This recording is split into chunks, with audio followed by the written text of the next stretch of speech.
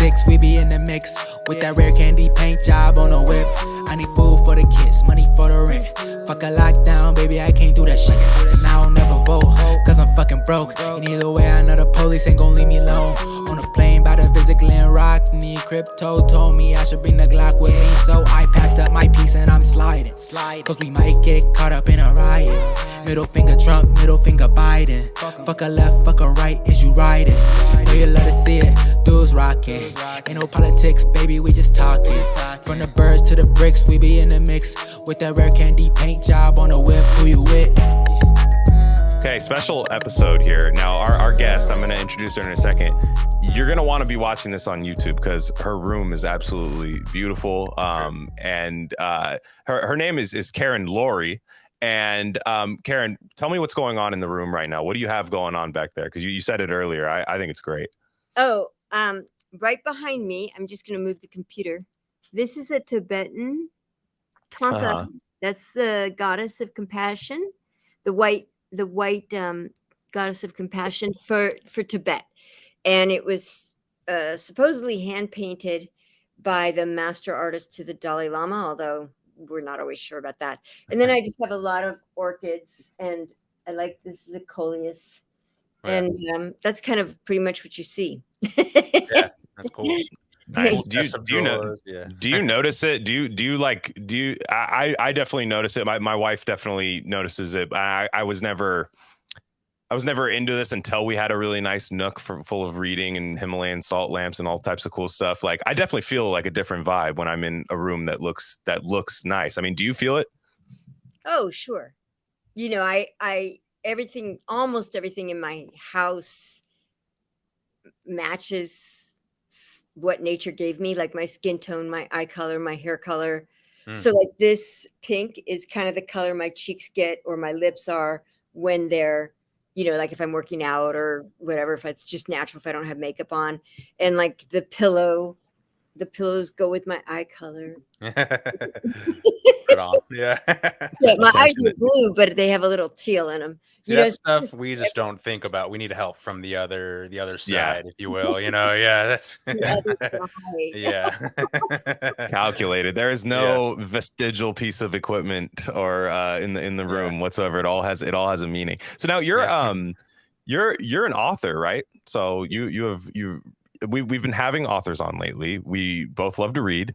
But now you explain what draws you to writing, what you like to write about, because I don't think a lot of people know about like law of attraction. I think a lot of people think that's dating, you know, like or something like that. And that's not all you write about, but just what do you normally what normally comes to mind when you're just like, I got to write something down? Like what's it usually about? Well, so I'd say that I have 3 books. So the first book I wrote about was really because I used to have chronic pain. I used to have narcolepsy. I was falling asleep all the time. I used to have, you know, I needed glasses to read. I had depleted adrenals. My thyroid was off, you know, just like not a happy camper. And and then I ended up getting a hand injury where I accidentally severed 3 tendons, and it didn't hurt. Like, it didn't hurt so much that, yeah, I couldn't believe it. I was so not hurting that I was going to go to the grocery store to go bicycling with a friend of mine. And my neighbor happened to come over and he goes, "What happened to you?" And I said, "Oh, I got a cut. Do you have a butterfly Band-Aid?" And he goes, "You got to go to the ER. Right. No, I don't. And he goes, "You have to go to the ER. If you don't go, I'll make you go. I'll take you myself." And I said, "All right, I'll go." So I had to postpone the biking. And turns out I'd severed these 3 tendons, and he said, "You're going to need at least 10 stitches. I had like 15, I think.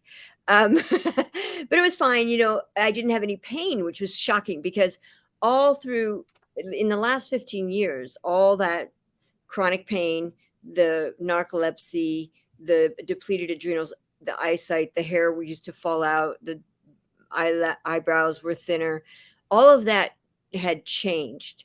And when I got this injury, it was kind of like a real confirmation that something had changed so significantly that even when I had a substantial injury, you know, I couldn't use my hand for 10 months.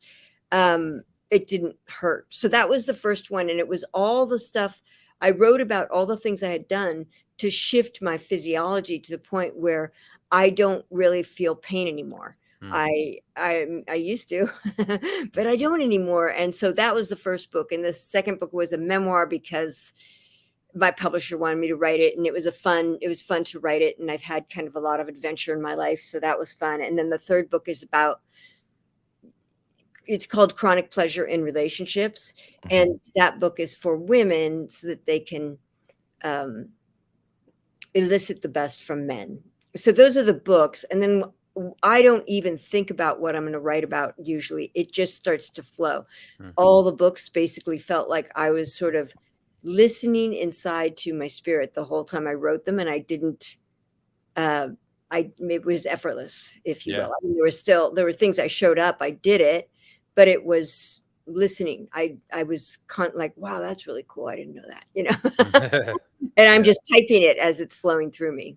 Yeah. We're going to get you right back to the episode, but I just wanted to let you guys know of a few other things we offer at Rare Candy Industries. We have a Substack with free and paid subscription options. Free subscribers get access to all written content. That includes Bob's Red Pill. That's the best thing going on the internet right now. Trust me. Paid subscribers get full access to our premium episode feed.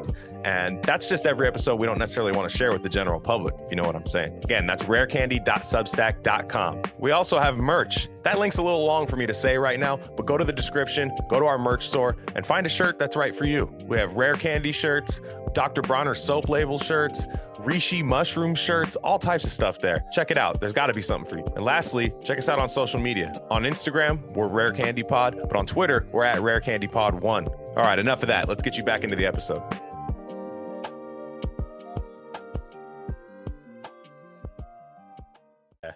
Interesting. What when you say you don't feel pain, because I know there's people that are going to be listening to this that maybe aren't living the way that they should be living, but they might think, okay, so what happens if something's too hot and you touch it, right? Or just things like that. And I'd like to know, like, what do you think pain is? I guess is a better question. Like, what is pain then? If you're able to not, I know it wasn't as simple as turning the switch off and on, but what do you think it is? This is so interesting to me. I learned this after I'd had the hand surgery and after I'd had the hand injury. So I was already doing this before I understood the science of it. So let's say this is your brain. I'm looking at my hand here. And if on your brain, let's say the tip of every finger, let's say right there is what are called hedonistic hotspots. They are parts of the brain that are devoted to pleasure. And then let's say in the middle of your palm is your pain center. What most people do when they have pain, and this is what I did for most of my life, is they will look at the pain and keep focusing on the pain and keep focusing on the pain. And the pain center starts to grow so much that it sort of hijacks the pleasure centers. And what I had done without understanding it, I had been focusing on things that gave me pleasure, but it could be things like smelling. I have jasmine growing outside, smelling the flowers for several minutes, many times a day, going for a walk in nature, looking at the beauty of nature, being with people I love, writing out appreciation, doing meditation, doing art, dancing, anything that I like. You don't have to do my things. I'm just saying if you like. What I ended up doing was growing my hedonistic hotspots or pleasure centers so much that they hijack the pain center. So let's say if I do have something that burns me, I'll go, oh, and it goes away. I mean, I touch it and I'll feel it, and it's the signal. But pain is not meant to be an incessant alarm. The thing that, from my experience, that creates pain is the focus on the pain more and more and more. And then it literally makes it so some people can't even perceive pleasure from cooking or from a great meal, from anything, hugging your mom, whatever it is. Right. So with me, I later found this out. I can't remember the name of the guys. It was a couple, two different, they weren't together, but they were two different neuroscientists. And I had learned about it through my girlfriend who was reading one of their books because she had pain, and I was telling her about my experience, and she said, "Oh, read this part." And I read it, and it made total sense. And I thought, "Oh, this is what makes it so that if you don't want to have pain, if you focus on things that give you emotional, physical, gustatory, olfactory, visual, kinesthetic pleasure to such a degree that the pain, I believe pain is meant to be just like a, hey, move to the left if you're not just like a boom here. It's a message, one text. Yeah. Pain. But most people pain gets on the phone with them and is like not letting them get off the phone. Right. Yeah. And so you have to kind of use a little mental, have a shift in your focus on shifting to something that makes you feel better. It could just be, when you think about it, every breath has a massage happening with it.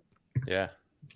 And so if you feel the sensation of your rib cage moving or your belly moving, or your hips move in and out with every breath if you're sitting down or lying down, and then you could have your sacrum moving, for example, any of those places, if you put your attention on it while you breathe, it becomes like erotic. It's so sensational. And so there can be just breathing. It can be, seeing a beautiful flower, watching someone you love, being with a child, or petting a cat, petting a dog. It doesn't matter. Like, as long as it's something that feels good to you, that will start to increase your pleasure centers. And for me, I want my pleasure centers to be so big that pain is just a communication, hey. Yeah. Yeah. And I think that was beautiful. Yeah. We decided to have you on because anyone just check out your Twitter feed, because you're not faking this. You are about that life. You have embodied this whole thing. And I don't know, I think a lot of people maybe trying to fake it till they make it. And I think your story, I listened to your Deepak Chopra interview, which was really great, where he was asking about your early life and the pains that you went through and evolved past. And yeah, I feel something, obviously that's important. Sometimes you have to go through that kind of a thing to really come out the other side, to have that context. But it seems like focus is the really important thing for this law of attraction stuff, or anything that kind of creating the life you want in any subject, basically, right? And everyone always focuses on the money aspect of it, which is important for sure. But I like the cases where people do like really crazy mental or body transformations, right? Because that's really impressive. And sometimes I've heard some edge cases almost where, like, people will change eye color with their mind. People will like get an inch taller if they wanted to. Just crazy stuff. And I don't know, I feel like that stuff is possible in a lot of cases. Not always, but sometimes it can be the real deal. Yeah. Do you have I grew not last summer, but the summer before. First, somebody came over and they had, against the wall, and put the pencil against the wall. Yeah. And then I said, I feel like all these people kept saying to me, are you taller? I said, I feel like I am. Yeah. And and I grew not like an inch, but about, let's see, I went from 5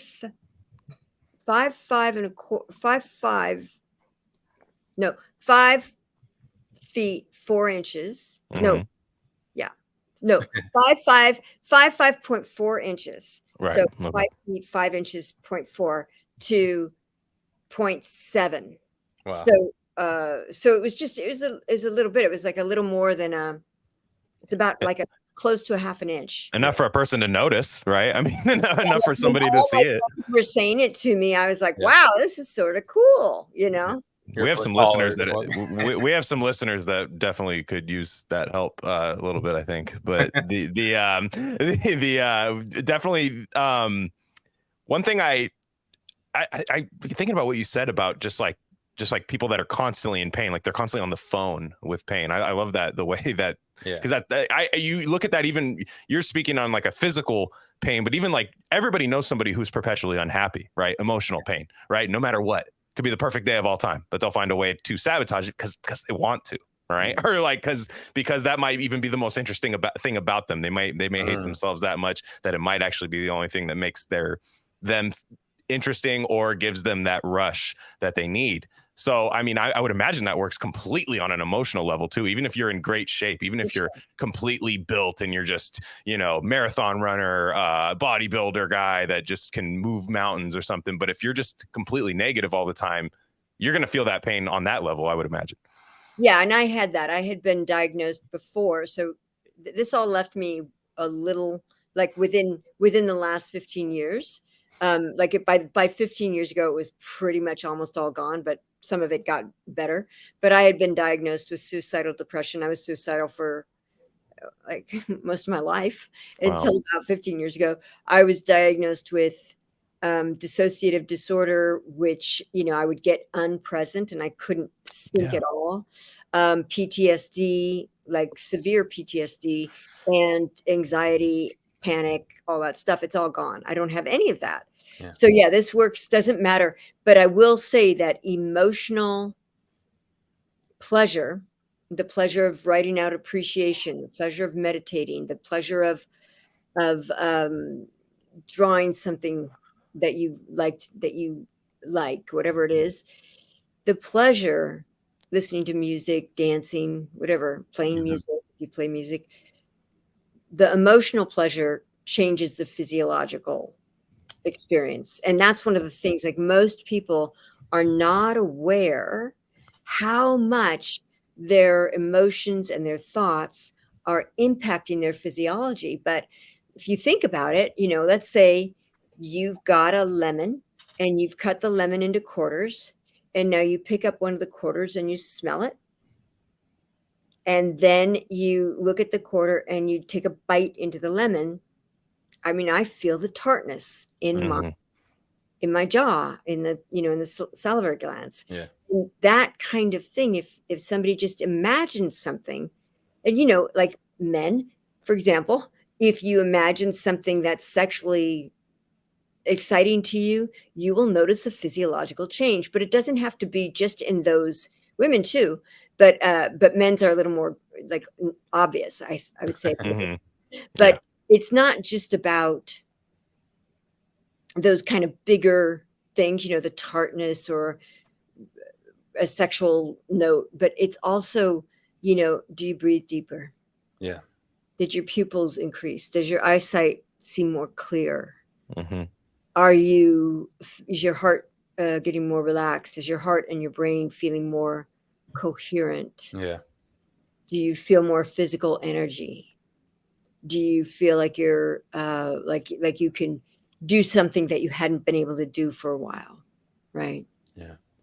Yeah, and I find I've been really honing into the whole stop and smell the roses thing. When I appreciate the little things and I train that as a habit, all the bigger things start to take care of themselves in almost magical ways, where because I have been on negative streaks where I'm just like, why? It feels like the whole universe is acting against you. Of course, you put yourself there, and but yeah, that would be my number one advice to anyone just getting started with this, is really helping me is, just milk the little things, just like your favorite cup of tea or coffee in the morning, just really savor it. Spend an extra 5 minutes with your cat, just little things like that. And everything else will just kind of fall into place, and especially if you make that as a habit. So I think that links into what you're saying about hijacking the good way, the good hijacking, in that sense. Yeah. Yeah. Bravo for you. That's really wonderful that you're doing that. Well, thank you. Yeah, we're both kind of on. We have like a paranormal tint to this podcast, of course. It's just who we are, And we had a Monroe Institute veteran on, Joe Gallenberger, who, doing all the binaural beats and the astral projection and stuff like that. And he's really into kind of telekinesis with, dice games and Vegas stuff, using love, like heart-centered stuff to really amp up the odds in like a mathematical way, Mm-hmm. And he's been doing these we've been doing his liquid luck meditation. Oh, here we go. Let's go. What? I don't even know. Hang on. So you did that. That's a bed spoon. Tell everyone what you're showing if they're not. Okay, I'm showing a spoon. I got the spoon originally, We did not plan this. We did not plan. This is all. Because I'm interested in all that too. Yes. So with this spoon, first I bent it the first night. It went like into a U. And then the next morning I was meditating. I thought, I wonder if I can still do it. So I tried it again and I made another loop. And then the next morning I tried it again and I made a third loop. So now this is looped 3 times. Yeah. You can That's the see real deal right there. That's crystal clear too. Yeah, all sorts of things. I really know telekinesis, telepathy, intuition. That stuff is totally true. I talk to dead people. Yeah. Oh, we're gonna dig into that. Let's But I was my whole thing with spoon bending is if you can bend a spoon with your mind, you can manifest, like a little extra, a better apartment or like some extra money or something. Sure. Right? I don't know. Yeah. Any of that stuff, man. I had for a long time, probably about 4 or 5 years ago at this point, almost daily, I was able to have an anxiety attack and pretty much take myself out of the world, hoping that I would get out of the world, hoping that nobody would see me, hoping that I could just disappear for a little bit. And then I realized, like, not right then, sadly, I didn't realize that, but just doing this journey that we're on right now, I've realized I was able to completely wreck my day. Like with my own mind.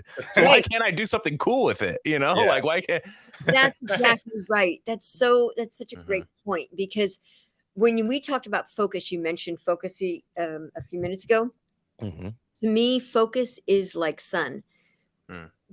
And if you look at any plant or tree or even a plant in your house, wherever the sun is, that plant is going to move towards the sun at that light. And if a plant does not get enough light, or the right kind of light, the plant usually wilts and is not very happy. You need focus to grow, and every thought is a seed. So the sunlight is so important, and every thought is the seed. And then if we go into this metaphor a little more, appreciation is the nourishment for the seeds to grow.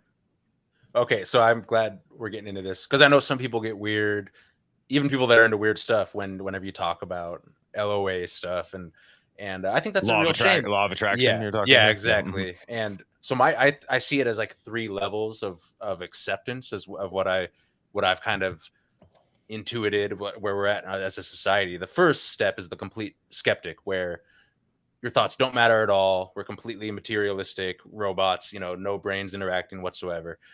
Then the second step is like, positive thinking probably helps, because it probably gets you into a state where you're more willing to take action. You're more willing to do this and that. And you can but it's probably still contained. It's still not whatever.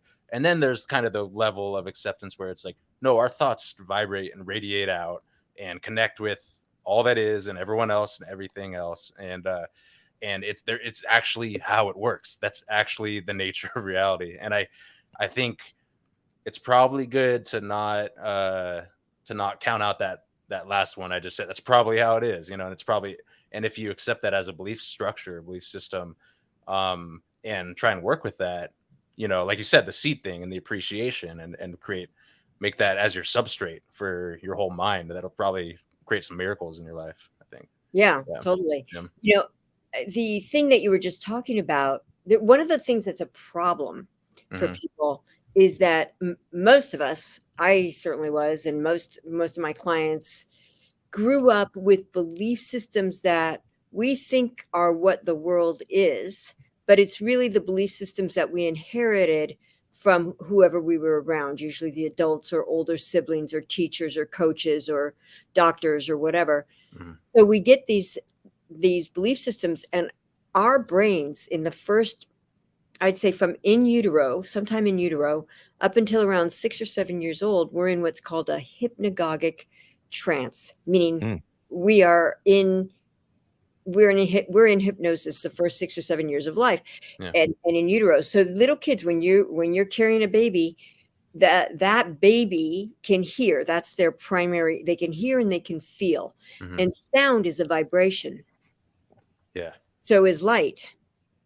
And so when a baby is hearing mom and dad talking about how beautiful each other is and what they love about each other and how great this experience is or whatever, that baby's going to get all these good hormones from mom, and it's going to get these vibrations that are kind of harmonious with its physiology.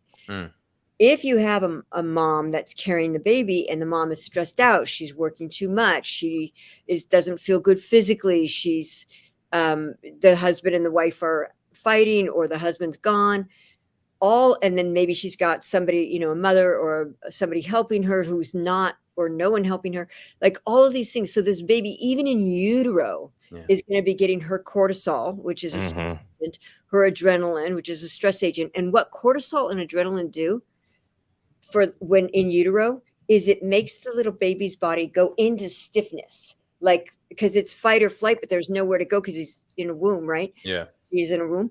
And so their body gets, all the blood flow goes to the legs and the hands. Same with everybody. When you get angry, or when you get, you know, your hands and your feet, fight or flight. Yeah. And so then what happens is, what doesn't get the funding is the brain, is the digestion, is the heart, you know. So these areas, they don't get the funding that you want. And so a lot of people grow up with belief systems that they think are what reality is, but they can't see it because it's subconscious. Yeah. And so they have subconscious belief systems. So some of the things that, like what I do with my clients, and I think I've talked about it in for sure my books, those belief systems attract stuff to you. So people can do a focus that's positive, but if they're not paying attention, there will be a loop in their brain that is from something that usually happened, you know, decades before, depending on how old they are. And that loop is going on, and it might not be a loop that's serving you. And I'll give you, can I give you one story to show you this? Absolutely, please. So this one client, she bought a used car and she loved it. It was really cute. Then there was a big rain, and all the inside of the car got wet, like really wet, and she couldn't get the water out. And she had had something done to the car between when she bought it and when the rain happened at this place. So she went to that place and said, "Can you help me?" And they looked at the car and they're like, "No, we didn't do anything. It's not our fault." So she went back to the dealership and they said, "It's past the 30 days. You can't do anything." So she was panicking because it was, you know, it's not healthy to have water sitting in your car. No. No, sure. So she was panicking, and she was in this we were on Zoom together, and she was saying how no one was helping her. You know, she was just getting this thing, and all of a sudden I remember, because I do a really thorough intake of people before we get together. When she was 5, her cousin had sexually abused her, and when she told her mom and her aunt, all her mom and her aunts all laughed at her. Yeah. And they made fun of her and they shamed her, and she's 5 and the cousin was older. And so we healed that subconscious programming that no one can help her. Yeah. The next day she gets a call from the insurance. "Hey, we're going to give you a rental car for another 30 days. They'd get that had been working. They helped her for 30 days, and now 30 days were up. They're giving her a new rental car. Right after that, she gets a call from not the dealership, but the car place who had done something to the car. And the guy says, "Look, I don't know what this is, but you're going to be my case. I'm going to make sure we solve this. I will help you." Then the car company calls and says, "Look, if you haven't gotten this taken care of, if there's no way to get it taken care of, we'll work something out with you. We'll figure it out." And so she couldn't believe all we did was heal the trauma from when she was 5, and the rental car, the car shop, and the car dealership all responded within 12 hours. Wow. So you have to be courageous enough to dig into that old stuff and release it. And then but part of the issue is that it's normal to you. Yeah. She couldn't see it. I could see it. I could see it because I knew her story, and I'm clear. No one ever helps me. It's just how life is for me. Yeah. Yeah. Yeah. You have a like, say you have a leak in your roof and you just keep a bucket there the whole time. You're like, well, the bucket catches the leak and the house is leaking all the time. So that's the way it is. I mean, It's a perfect analogy. I love it. Yeah. So cool. Wow. All right. Well, we didn't know that you were a spoon bender too. that was totally. I love that. That's crazy. Yeah. And yeah, we've been doing the kind of the reprogram. I listen to Liquid Luck at least a couple. That's Joe Gallenberger's guided meditation. You know, I do it at night, sometimes in the morning. You know, as I'm going to bed, I'll do it.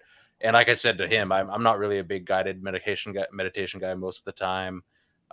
Never really vibed with him, and then I just got that one, and it just clicked. And I think it's because he's a veteran of the Monroe Institute, and that's all those guys do is that. And yeah, stuff's we manifested, and we're moving to a new house, a new rental that's way better, and it like not that much more expensive. You know, I think Glenn, things have been happening with you too. You love that one too, right? Yeah. I just it's been little things. I mean, but it's the thing is little things.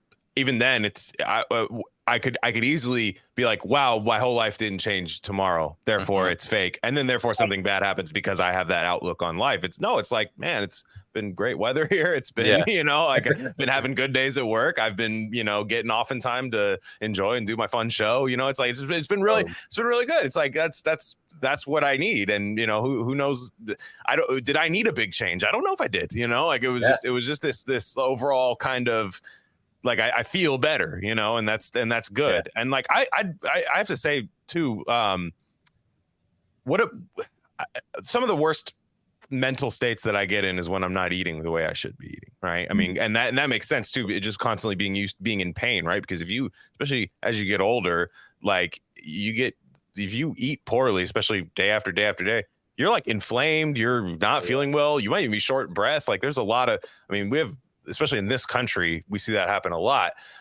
What is like, I mean, talk about like your diet and stuff, I guess is what I'd like to hear. Everybody always loves to know like what people eat and stuff on this show and stuff. And when you're going well, when everything, when it's, you know, when you're operating at the best, you know, way you can, what are you eating? What are you doing? How much are you sleeping? You know, things like that. I'd love to hear about it.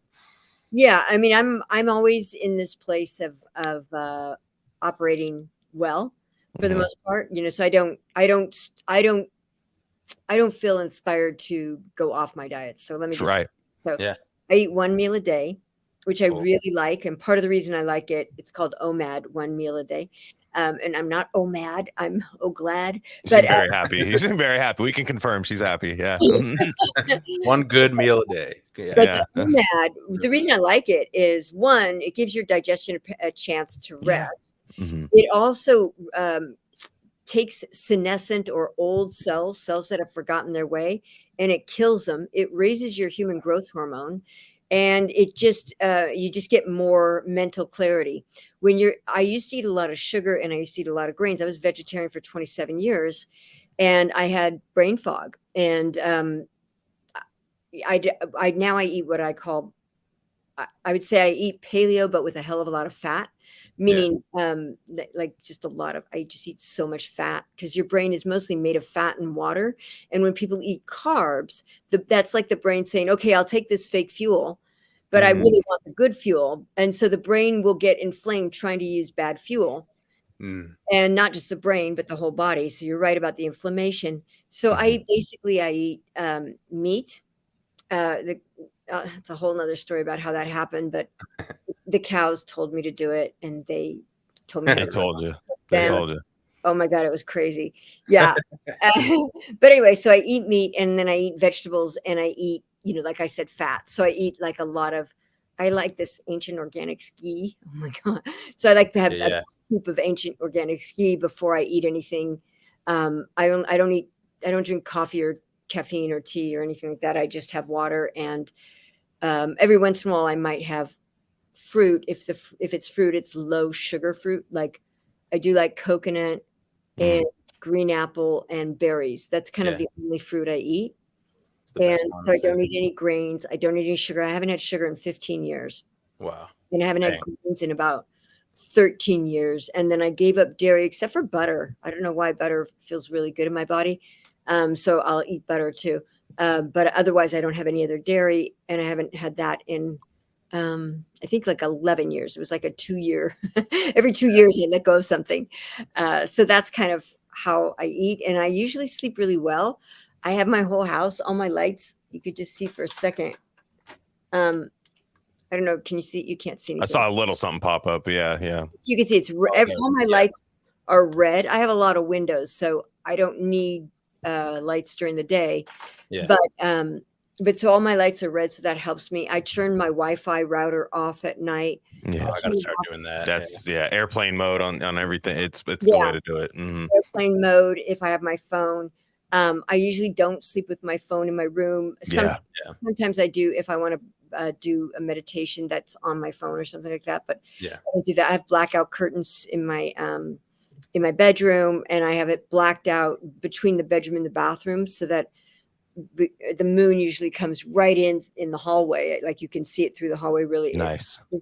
We have photoreceptors on every part of our body, not just in our eyes. So you can get light from the moon on your arms as you're walking, let's say, through your house at night, and that will tell your body to stop making melatonin. So you want to get as much blue light, which moon is blue light, sun is blue light. You want to get as much blue light out of your house. Like my computer is on it's called eyeglass. No, it's called, I forget what it's called, but it's a different color. It's like a warm yellow. Because if you look at a phone, a normal phone, the light on the phone is brighter than the sun. And our eyes are not designed for that. Our eyes, totally.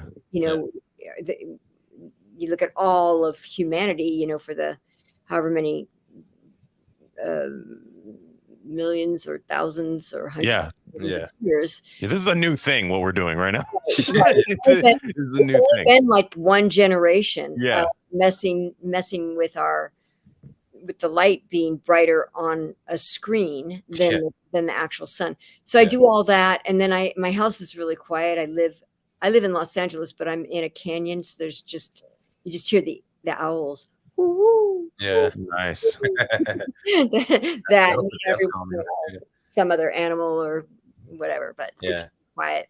When do you eat your meal? Like 4 p.m., noon? Yeah, I usually eat it. I like to work out first. So I meditate, I write, I work out, and then I usually eat after I've worked out. So it just depends on the day. Sometimes there's other things I want to do. Like there's a couple things I was taking care of yesterday. So I didn't even, I ate later. It just depends on my schedule. And if somebody wants to go to dinner, I'll have a longer day of fasting and I'll wait. But I do like to eat so that I have at least 6 hours or 8 hours before I'm going to go to bed.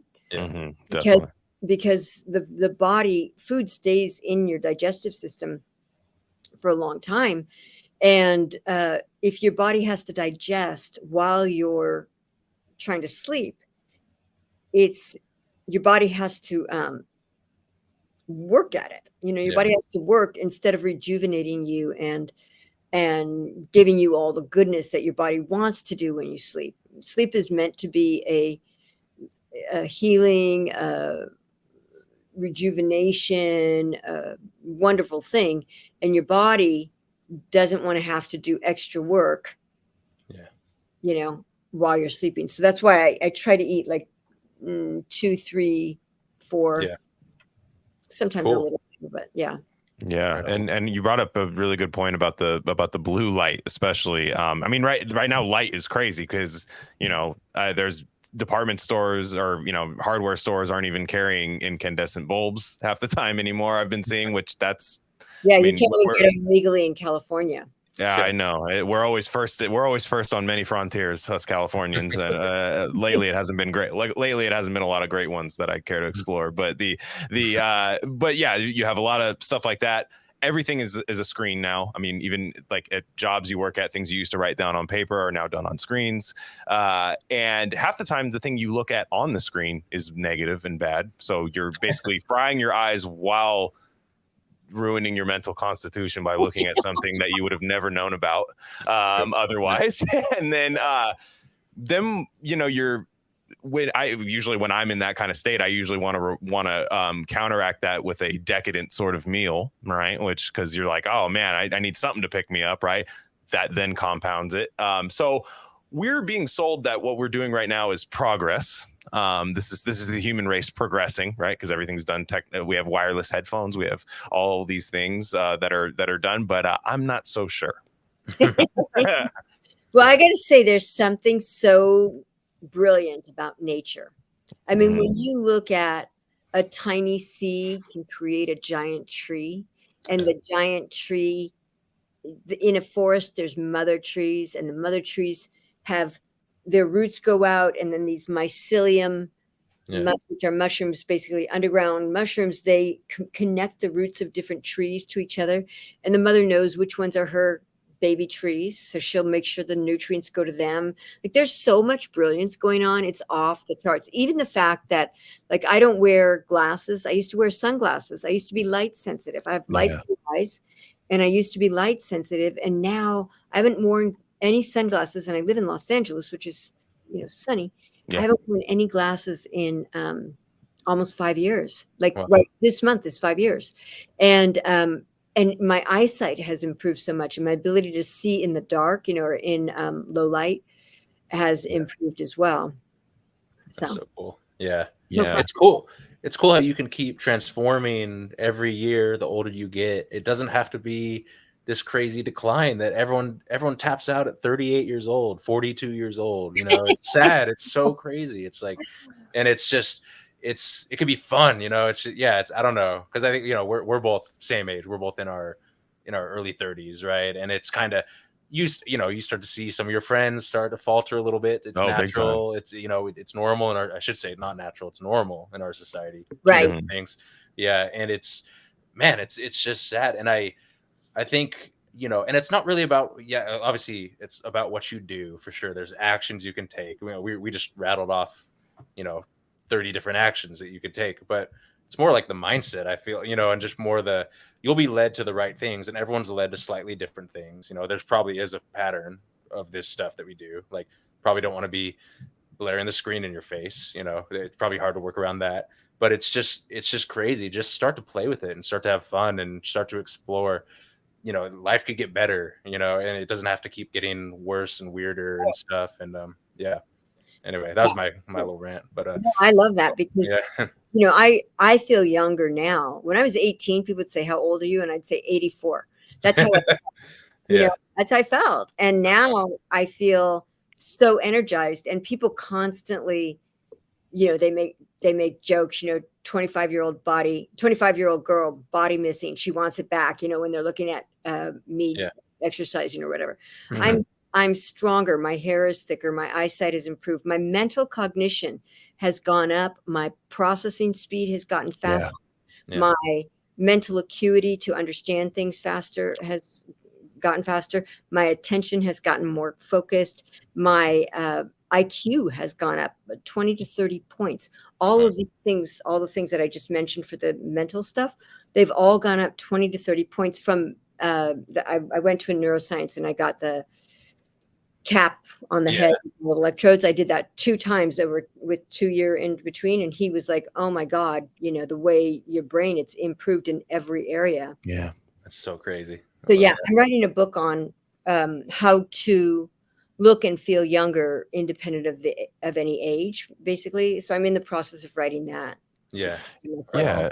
So no, that's I think that's wonderful, because like I do notice it. I mean, I think people age in like dog years now, and not even talking looking, right? Like I think a lot of people, like, there's many, you know, tricks that you can do to, you know, fool somebody into thinking you're this age, you know, and all that. But there's so many people now that are just like, you know, they're waking up and they're sore, and it's like, man, you're 25 years old. You know what I mean? Like what is, and a lot of it we work jobs we, you know, aren't naturally fit to do. There is societal parts of it, but also we don't even reward people for having good memories anymore, you know, and just things like that, because it's all written down. Everything's archived for us, you know, like we don't have to apply ourselves. So I think anything that, you know, we do, we might not be rewarded in the material world for, you know, some of the things that we do here. And I think that's what stops a lot of people is that, well, all right, but I mean, you know, I'm going to make $200,000 this year at this company where the computer does half my work for me, you know, and all this. So why would I do that? But it's like, man, it only takes one bad week It only takes one bad day for you to go, I would do anything to feel any different than I do right now. Because that stuff always catches up to people. Yeah. Yeah. And when people feel bad emotionally, it impacts the physiology in a negative way. But part of the thing about the aging thing that I want to say is that so there's something called a placebo, which is an inert thing or something that has a positive benefit. It comes from the word placere, which means to please. So it's something that pleases you. Usually it's like a sugar pill or something, which I can never do a placebo because of that. If it's in, because I don't eat sugar. But then there's a nocebo. A nocebo is you're going to decline when you get older. When you get older, you lose your hair. When you get older, you get fat. When you get older, you can't do some of these things. When you get older, you're going to have dementia. When you get older, you're going to live for 6 more months, right? Yeah. These are nocebos. It's basically something that commercials say it. Oh, as you age, this part of your body, you lose glutathione. And so your body, they're going to say that as you age. And I have a friend who's a doctor, and I was hitting my my chest like Tarzan, I was just like doing this. And he goes, "What are you doing?" And I said, I'm stimulating my thymus gland. And he goes, "Well, your thymus gland gets shrunken as you get older." And I said, "Do not tell my thymus gland that." Yeah. I was like, "Don't listen to him. He's giving you a nocebo. It's not true." Yeah. Yeah. Shield. Yeah. Shield activated. Yeah. Yeah. I love that. Yeah. Well, do you want to pivot to maybe we could dip into this subject and keep it as light as possible, because we're having so much fun here. But RFK, Robert F. Kennedy Jr. I don't know, because we're not really political. We talk about it for time and time, or here and there. We rejected most of the COVID and the vaccine premise. That's kind of what made us infamous in our circles and stuff. And I've been following RFK for a long time, because because I've been into the whole health scene. You're kind of like friends with him, right? Or you've met him and you were kind of in his circle a little bit. And I would see you on Twitter, you'd be kind of defending him in a very positive and open way, and trying to educate people about what he's about and everything. And so do you want to talk a little bit about that and what's going on with RFK? And because obviously he's on this huge platform now. And yeah. Yeah, I mean, I've known him 33 years, and the way I met him, actually, it was so funny. I used to live on this street, and there was these neighbors across the street, and they had a dog, and the dog kept escaping, and he'd sit in the middle of the street, like right in the middle of the street, like just like this. He was a Jack Russell Terrier. He was so cute. His name was Tugger. And so I, every day I would see him out there, and I would go pick him up and put him back in our backyard with our dog, and leave a note saying, "You guys got to be better at taking care of your dog. What's wrong with you?" And I didn't know them, and they'd come over every day. "Oh, we're so sorry. We're so sorry. Thank you for rescuing him." Da, da, da. So, so then what happened is, over time, I rescued their dog, like, hundreds of times. So we became friends, right? So we became friends, and I didn't know anything about them or anything, but we just started to get to know each other. And then I moved to New York. I was doing a TV show, and they moved to Virginia to go to law school. And then they decided to get married. So they invited me to be to their wedding. And this is one of Bobby's younger brothers and his sister-in-law. So I was invited to the wedding, and I was invited to Hyannisport a bunch of times. And I was invited to Hickory Hill, which is in Virginia. And so I got to know a lot of his family, and Ethel, who I love, and just different people. And we did all sorts of stuff. They played football. They were rough. Mixed football. Rough. And we went sailing, and it was just really fun. And then at the wedding, I was a bridesmaid, and that was really fun. And again, I met more of the family. And then I was back in New York, I don't even know how long after that, but just not too long, a week or two. And I went into an event, and this man turned around and he looked at me and he goes, "Hey, weren't you at my brother's wedding?" And I said, "What's your brother's name?" And he said the name, and I was like, "Oh my God, yeah." And he goes, "Yeah, I'm his older brother, and my name's Bobby." And I was like, "Hi, Bobby." And so we ended up becoming friends, and we were friends. We would go on.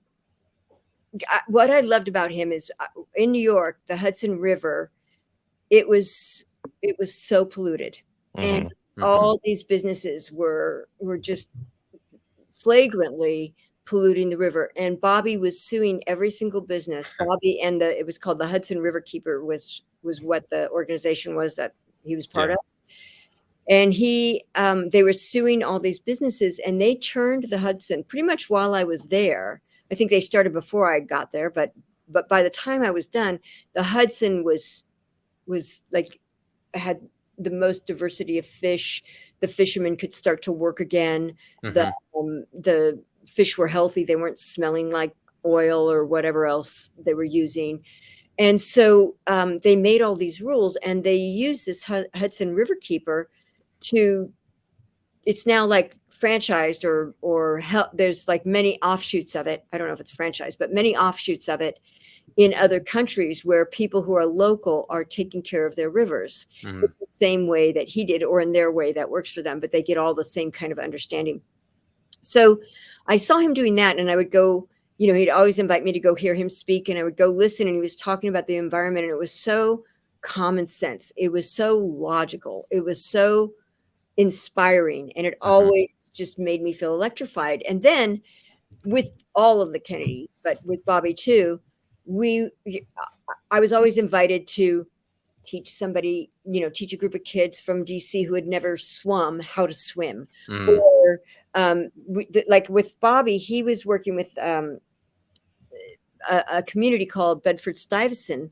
And so he, invited me and all these kids. We got on a boat. They'd never been on a boat. And then we went hiking in the wilderness outside of Manhattan. And these kids, that, the joy on their faces to see just so many trees, and then to see a deer or a rabbit or a hawk or any of the things that they were seeing, and to see the river. There was like a lake there where we were hiking, and to see that, and they were just so like wide-eyed and amazed. So he's been doing that a while. He's not just doing that to score political points, because I've seen him doing the hiking with the kids, and everyone's like, oh, whatever, but see, he's about. He's been doing. This is who he is. This is who he is. It's just part of it. Also, the thing that I like when we go on hikes, I pick up litter. My mom always told me to pick up litter, so I used to go every Saturday and pick up litter, right? When I was a kid, and I still do that. I still pick up litter, and he picks up litter.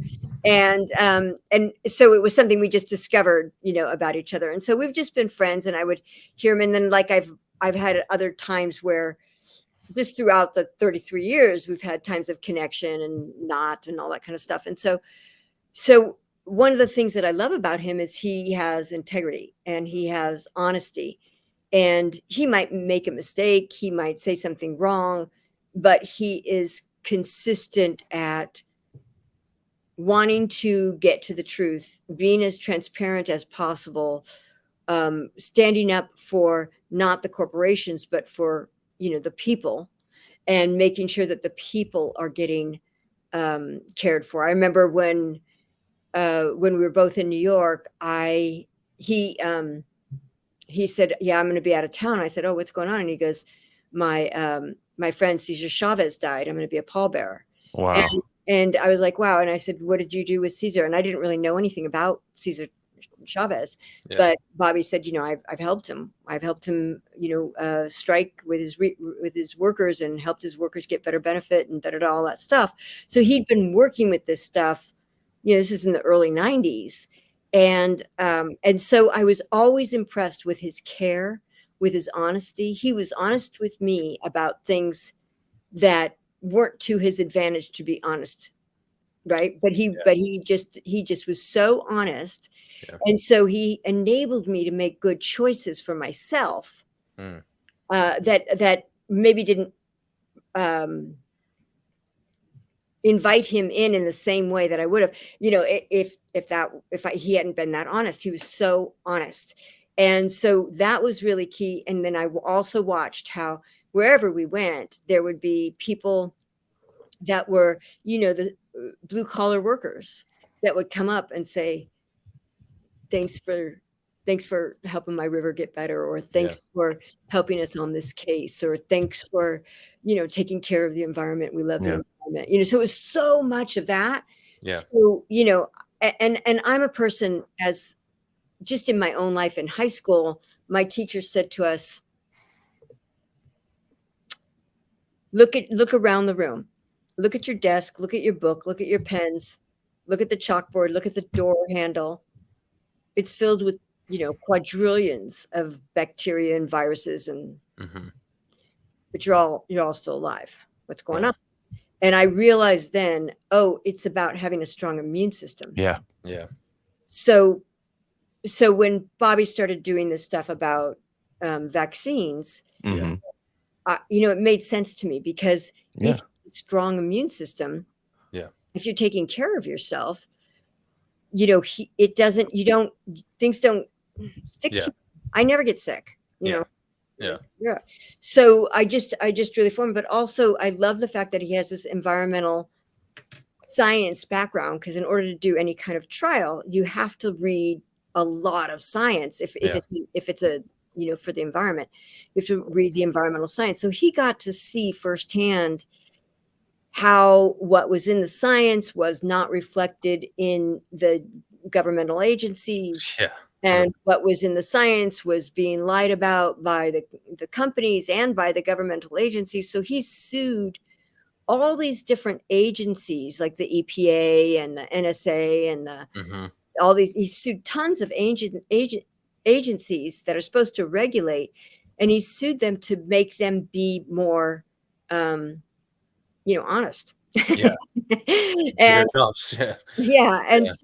so that's something I've seen him do throughout as an environmentalist, but also as looking at the vaccines. And maybe he's talked about it, maybe it's not just vaccines, because when all the diseases started happening, it was around 89 when different chemicals got introduced into our system. There's so many things that it could be, but he's committed to making our country healthy again. We have 60% of Americans are obese, and we have a huge amount of comorbidities, and 54% of little kids have a chronic disease. And he all he did was listen to people's moms. Like, it wasn't even something that he came to on his own. And I don't say that as like a pejorative or anything. I'm saying this is in a way he listened to moms. Right. Moms kept saying, I'm noticing something with my children, like, and you're not going to ignore me. I know, because they know that he actually cared about the environment and things like that. And his last name is an American institution. Just going to them, they would leave piles of paperwork on his door. Like, I need you to look at these. You are a smart, lawyer, in a sense. Like, you can't look at these papers and tell me that there's nothing wrong. And there's a lot of people who might even acknowledge what those moms were saying to be true, but they might say, well, do I want to go down that path? And what I've liked about him is he's never been fearful about going the extra mile, getting to that conclusion that, it's frustrating to see other people just won't allow themselves get to. Right. So. Well, it's hard. There's this quote, I'm going to misquote it, but it's something like, it's really hard for someone to see evidence when seeing the evidence will negatively affect their paycheck. I can't remember how that quote goes, but I don't know who I think that's Upton Sinclair, I think, who was also famously psychic too, in a weird way. He wrote a famous Californian author. Definitely. I love that.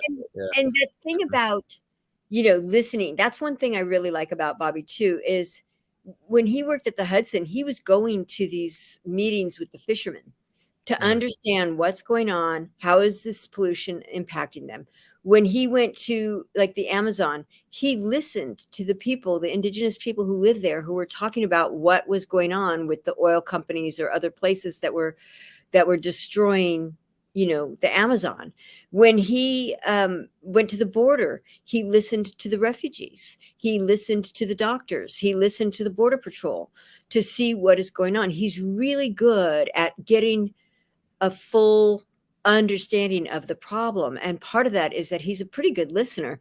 And like, even he did a thing on, I really like regenerative farming. I'm like a freak about regenerative farming. We hate it. We quite like it as well. And I try to eat organic regenerative and But he did a roundtable with different farmers from different parts of America or different advocates who all talked about regenerative farming because he was trying to find out what is the best policy that's going to make America healthier, but also make the soil, the water, the air healthier. When you're eating food with pesticides, conventional food, not only are you polluting your own body, but the stuff that they're doing, it's killing pollinators and other insects, and it's polluting the dirt. It turns soil into dirt, meaning there's no nutrients in it. It pollutes the groundwater because all the chemicals soak into the groundwater, and it just pollutes anything that eats it, whether it's an animal or a human, or an insect, it pollutes them too. So you really want to have organic. I do anyway. I really want to have, I love organic stuff because I don't want to have the toxins. We already get enough toxins. Like, yeah. Right. I mean, like, we had it right for years. Why? You know what I mean? Like, the world was fine for a long time. It wasn't, it wasn't like we just suddenly we came to this great discovery that we need to put, all these weird, like, carcinogens inside food, like, to make people healthier. And which is great. And now I had one last question for you. One thing we haven't talked about is you're an accomplished actress. Oh yeah. I'm scanning your IMDb. I'm like, yeah. What was it like on the Cheers set? Yeah, I was wondering about that. What was that? I mean, One Life to Live. I mean, we have actual fans that are soap fans, like, on here. Shout out the Perfume Nationalist podcast as well, who covers soap operas in depth. And we collaborate with people that do that stuff all the time. But you were on an episode in the glory years of the X-Files, which I think is amazing. So like all that's really cool. So I mean, like, do you have any desire to go back to that, or are you still doing it? Yeah, I stopped doing it when I had the narcolepsy because I literally fell asleep on camera on camera while I was doing a film with the same producer of that X-Files. And so I stopped doing it. I didn't know what else I could do. And then I ended up becoming a coach, which it's so gratifying. And then I've written books, which is gratifying, and I like to speak, but I love acting. I love acting. And now it took me a while because, when you do an acting job, almost every acting job, it's somebody who's having a problem. Pretty much. There's very few acting roles that are like who I am, where I don't have any problems anymore. I'm just like happy all the time. Doesn't always make the best show. Yeah. Right. It doesn't. Yeah. It doesn't. Yeah. Right. And so it took me a while to understand how to play any part, a part that's suffering, a part that's angry, a part that's sick, without it impacting me. Because part of the thing with acting is because I studied mind-body science. That's what I did in college. With acting, it was the petri dish. I saw how whatever character I was playing, my physiology shifted for that character. I played pregnant on that One Life to Live. I was Tina. I played pregnant for, I think, 6 months or something. I wore a pillow under a leotard under my clothes, right? Mm-hmm. After about 3 or 4 months, the wardrobe girl came in with a dress I was going to wear and the bra I wear with it.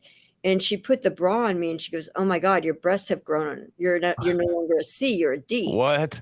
Right. And I was like, "Oh my God." And she goes, "Let me go get you a different bra." And while she's going to get the bra, I'm like, "Oh my God, my body thinks I'm pregnant." I'm playing that physiology. And then I had the baby on the show and my breast went back down to it. That's crazy.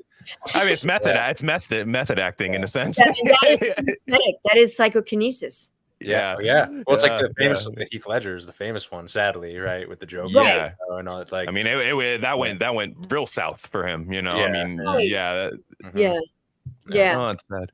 But I love it. So you've been doing it. You had been doing it. I mean, that was your trade for quite a while, right? That was what you did. And like, what? I guess because you had said for a long time you were, not in a great place for a long time mentally. But I would imagine that probably helped you in the acting department, right? Like, it was weird. It was like such a trade off. I find that fascinating. Yeah, and now I know how to do it without using.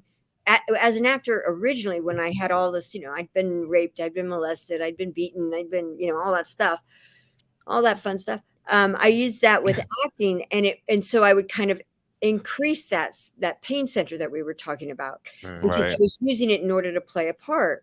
And now I know how to do it without doing that. And so the freedom I have is like, now I can play any kind of character and it can be really freaking fun, and it won't impact my life in a negative way. Wow. So that, so I'm excellent. excited. Excellent. So, well, this has been great, and we would love to speak to you again sometime, because I have so many more questions, especially on the farming tip. I think that'd be a fun thing to dive in again another time. But let everybody know about your books, about where to find you.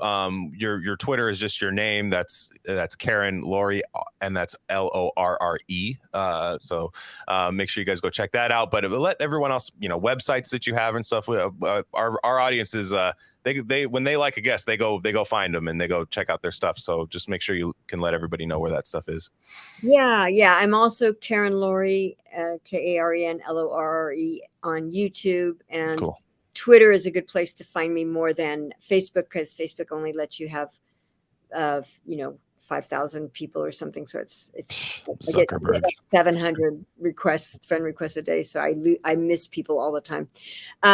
You can get my books for free if you want. They are on Amazon, and the first book is on Audible. I narrated it. But if you just want to read just want to check it out or get just the PDF of it, you go to Chronic, CHRONIC, Pleasure, PLEASURE, book, BOOK.com. So chronicpleasurebook.com. You can get my books downloaded for free. And Yeah, well, and to be honest though, I would say you got to buy the physical copy, because we just talked about blue light. It's not great for you. Buy the physical copy of her book. Yeah. Well, the audible version is good on the there first you go.